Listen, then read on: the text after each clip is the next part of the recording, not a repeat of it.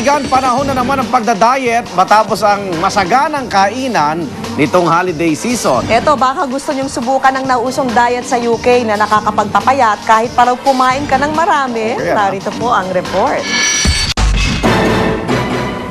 Ito ang itsura ni Paula Rory at Gary Norbury ng Essex, United Kingdom noon.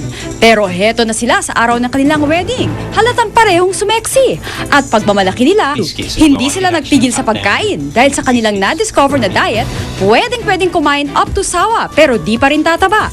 Ang kanilang sikreto, ang Dukan Diet, kung saan pwedeng kumain ng marami basta puro protina lang na walang taba. Nahahati raw sa 3 stage ang Dukan Diet.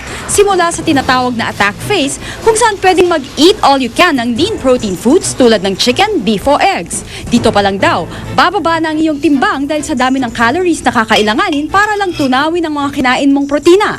Sa second stage na kung tawagin cruise phase, pwede nang haluan ng veggies, fruits, bread o cheese ang inyong diet. At ang last stage, ang stabilization phase kung saan puro protein foods lang ang kakainin mo sa isang takdang araw sa buong linggo. Kung pwede namang magpakapista sa protina, may ilan ding dapat iwasan para raw umepek ang Dukan Diet. Number 1, kailangan daw fat-free ang anumang dairy products na kasali sa inyong menu. At ang mas challenging daw para kina Paula at Gary, dapat ding iwasan ng pag-inom ng alak at pagkain ng chichirya.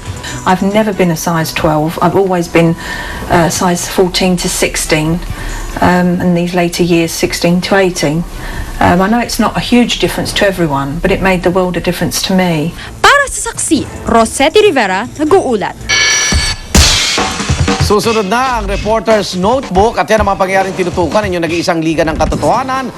Ako naman, Arnold Glavio. At sa pamamagitan ng Newscoop, Twitter at Facebook, pwede po kayong maging bahagi ng paghahatid namin ng mga balitang walang kinikilingan, walang pinoprotektahan, walang kasinungalingan, walang bahid politika. Serbisyong totoo po lamang. Ako po si Vicky Morales. Hanggang bukas, sama-sama tayo magiging saksi.